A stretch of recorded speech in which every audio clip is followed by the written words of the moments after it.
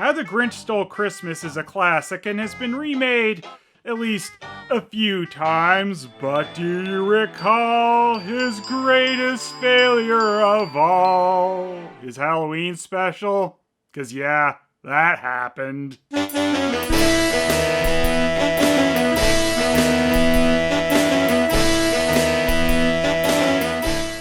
Halloween is Grinch Night, said no one ever.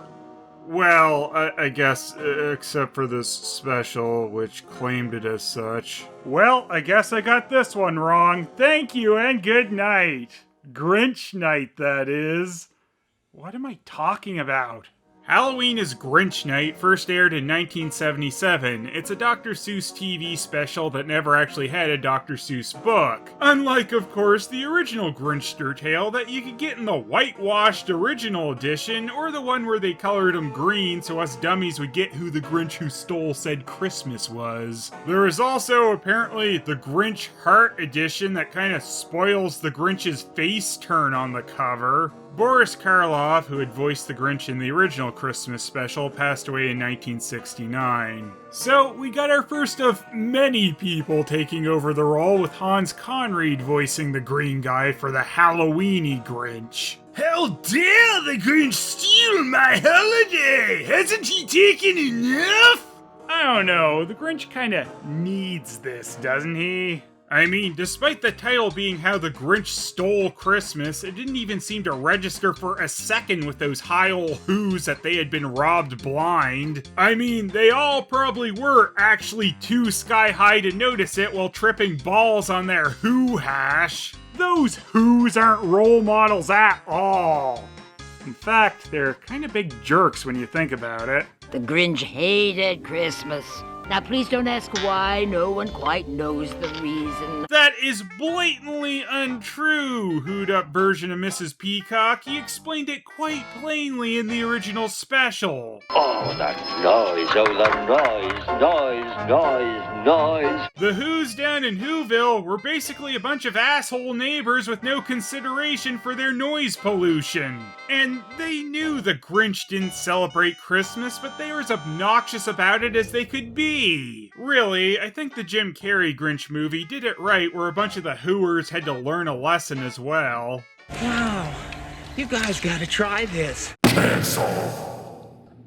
I mean, really, you can't put it all on the green guy you were jerks to and exiled onto a mountain. Those Who's really deserve the Grinch's wrath. And just look at them, they're always on their who hash, barely opening their eyes, and what is this guy doing? What the hell is that? Can't tell me he's not tripping it out in a field. You're a dumb one. High as hell who. You really have no point. Some of the Who's in Halloween is Grinch Night look way more human than they ever did in How the Grinch Stole Christmas. And all the Who's are actually wearing clothing in Halloween Night, where a bunch of them were naked in How the Grinch Stole Christmas, just they had different colored fur on the rest of their body than their heads. Halloween is Grinch Night is sort of a prequel though, so maybe the weirdo Who's killed off the human-y Who's by Christmas time. I kinda wonder too what happened to the rest of the red Who's. We see this one red Who kid and then that's it. A bunch of horrible shit going down in Whoville that no one's talking about. Wow, you went down a slide. We're all real proud of you, you stupid little idiot. I sure do love painting nothing on here. Mariah, will you also take a whiff? Smells like Who spirit. Ugh, I always hate that. It never makes any sense. Anyway, a mosquito jalapeno. Damn Who hash. They knew that the sour, sweet wind was coming back. Anyway, the sweet and sour wind be a-blowin', which means the Who's have to go into hidin'. Darn, in only a few more hours, he might have realized he hadn't painted a single piece of this building orange yet. Then again, considering their orange sky, maybe it's good that this guy sucks at his job. Oh yes, it's worth risking death for your damn doll, you little slide shit. Another Grinch Night might commence. Well, if Halloween is Grinch Night, they could have known this was coming by looking at a calendar instead of waiting for the Grinch to break wind in their faces. I wouldn't go out on a night like this for $1.50. Whoa! Not even $1.50 will buy this guy off? I've never seen such strong convictions! I'm glad the Who's also used the dollar. I wonder what the conversion rate is on the Who dollar. Then that wind wakes up the Gree-Grumps from their sleep inside the tree stumps. Oh no, the sweet and sour wind wakes up the purple kitties. The Who's are all gonna be killed by adorableness. I wouldn't go out on a night like this for $2.50. Whoa, did his convictions raise an entire dollar? Or did inflation just hit Whoville? Anyway, what this all apparently comes down to is a bunch of noise irritating the Grinch, so he is pretty consistent about that at least. Why is this Grinch Night, though? It doesn't seem like the Grinch actually wanted this. I wouldn't go out on Grinch Night for $6.60. I'm glad Dr. Seuss just made a 666 reference. I kind of wonder if the first draft of this line was $6.66, but they're like, that's too much. $6.60. But just imagine these Who's. If you flip that number upside down and add a 1, it'd be just like my hit movie, End of Days. It's a wonderful night for eyebrows. Yeah, always love those wonderful for eyebrows nights. You know 'em when you smell 'em. This is the first line out of the Grinch's mouth and just, what? It's a wonderful night for eyebrows. The Grinch has much more demonic-looking eyes in this one, which I suppose is kind of fitting for the $6.66 special. Max! Oh, that poor dog. When is he gonna get a break? I guess just in a couple months once the Grinch suffers from an enlarged heart. Is this scorpions? Well, we killed them. Just for you, Sub-Zero. Sub-Zero's heart thawed 3 degrees that day.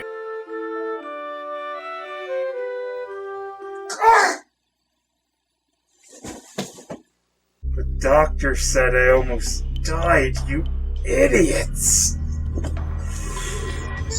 Yeah, sorry about that. Then again, that Christmas might not have been the same year as this Halloween, and I don't know how much the Grinch ages through the years. I wouldn't stay home on a night like this for $60.60. Go and see the end of days. It's a wonderful night for eyebrows. Stop saying that like it's a thing! It's not a thing, Grinch! It's a wonderful night for teeth. It's also a wonderful night for dicks. I mean figuratively. Come on, Max! The Grinch has Max haul garbage again, so he is being a little repetitive with this bit. Max is so tired of it, he's about to walk himself right off the cliff, but unfortunately for him, cutting to another angle prevents that. They just stood there, and no one could speak.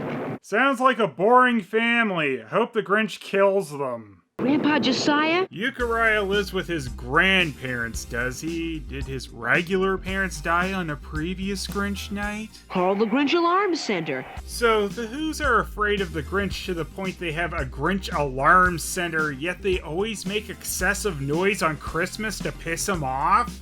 These Who's do kind of have a death wish, don't they? The Grinch Alarm Center also kind of massively dropped the ball on Christmas when they let the Grinch get away with breaking into every single Who's house. I'm gonna be the guest of honor. No! You're gonna be the eyebrows of honor. Quite small, or I might go in quite tall.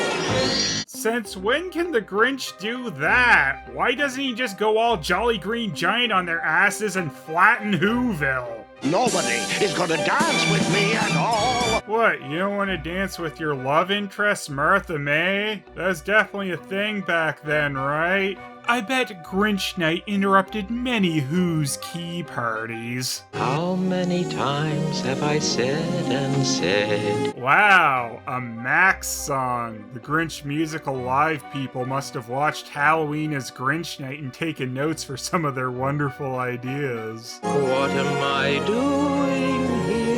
Don't ask me. The Grinch Alarm Center continues to give useless reports of, yeah, the Grinch sure is coming down Mount Crumpet. Is he gonna kill us? We're just gonna have to wait and see. That's a Simpsons reference pre their annoying Grinch parody character that they won't let go despite it being funny never. Anyway, the Grinch then almost spits on a worm. His evil truly knows no bounds. He castigates.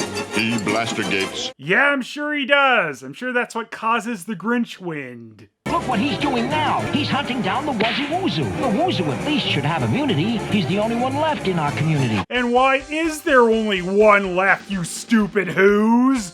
Even if you don't believe the Who's hunted the rest of the Woozoos down, which they definitely did, they certainly don't lift a finger to help the one that the Grinch is currently trying to murder. You! I thought I might have to get out and do something. Just kidding, I would never do that. You know something, Grandpa Josiah? We suck as a society. Euchariah has to go to the outhouse, and his grandparents just kind of shrug and tell him to try and not die while he's dumping ass. But he ends up getting literally blown away. R.I.P. Euchariah, or whoever.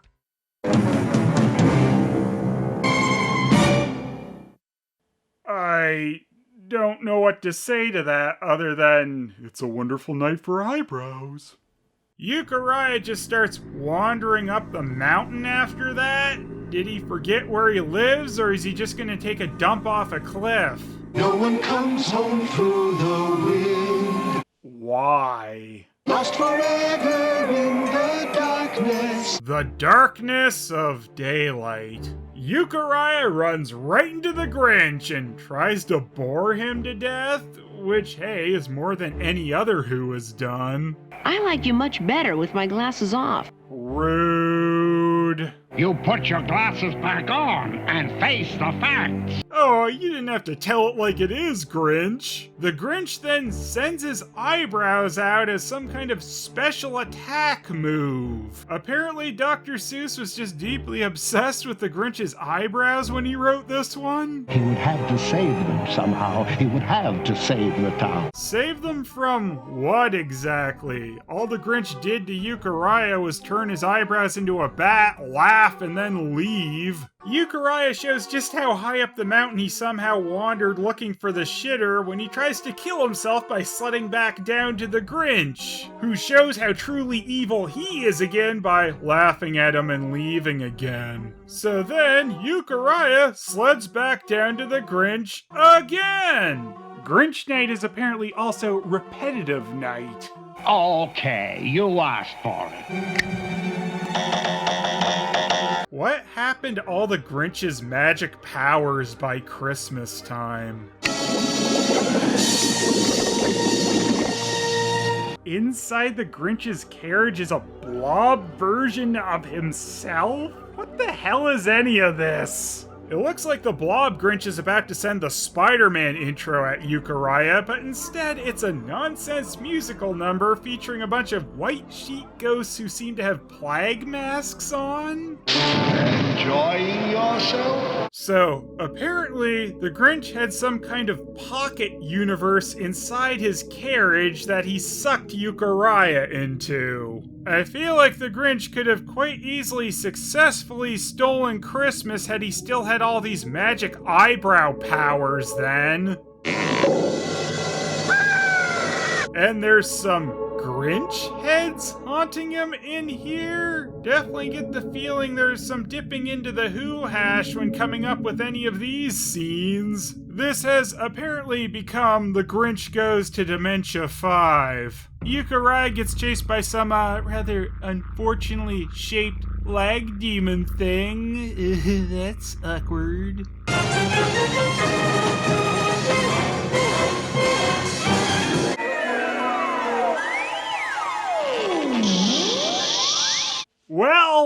Of course that happened. It only makes sense. And we all know ignoring a demon balloon lets you escape the hell dimension. Euchariah then points out that the wind is dying down, so the Grinch apparently has to abandon his plans of killing everyone. Well, I'll be Grinched. Maybe Christmas, perhaps, means a little bit more. But perhaps Halloween means even a bit more than that. At least when the wind dies down. Come on, Max, turn this wagon around. Attention. Then, in a move that pretty much completely wrecks the continuity, Max leaves the Grinch and goes home to live with Euchariah. I guess since we don't see Euchariah in How the Grinch Stole Christmas, maybe the Grinch came back down to Whoville, killed Euchariah, and took his dog back. Then again, if the Grinch really is long-lived, maybe he's gone through many Maxes over the years. And then the Grinch Report man lets everyone know that he was willing to sit there and watch a child die, but luckily it all worked out, no thanks to him. I'm sure gonna miss that Grinch Night ball. A ball? Is that all he was gonna do if he got down there? Have a ball? I'll be coming back someday.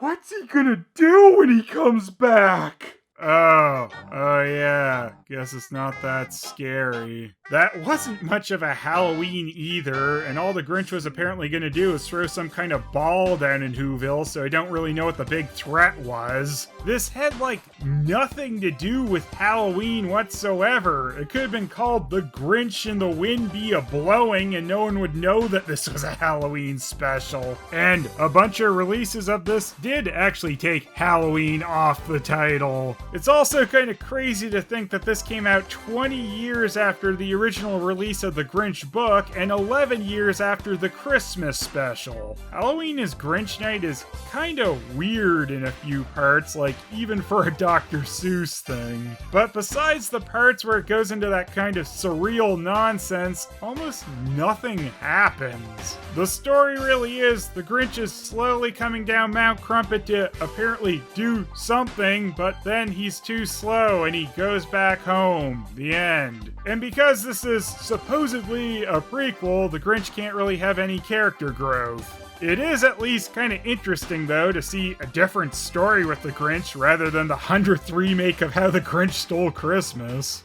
But it'd be nice if the whole thing made a little bit more sense than it being a wonderful night for eyebrows. I was trying to send my eyebrows at you. Didn't work. So much for the magic of Halloween eyebrows.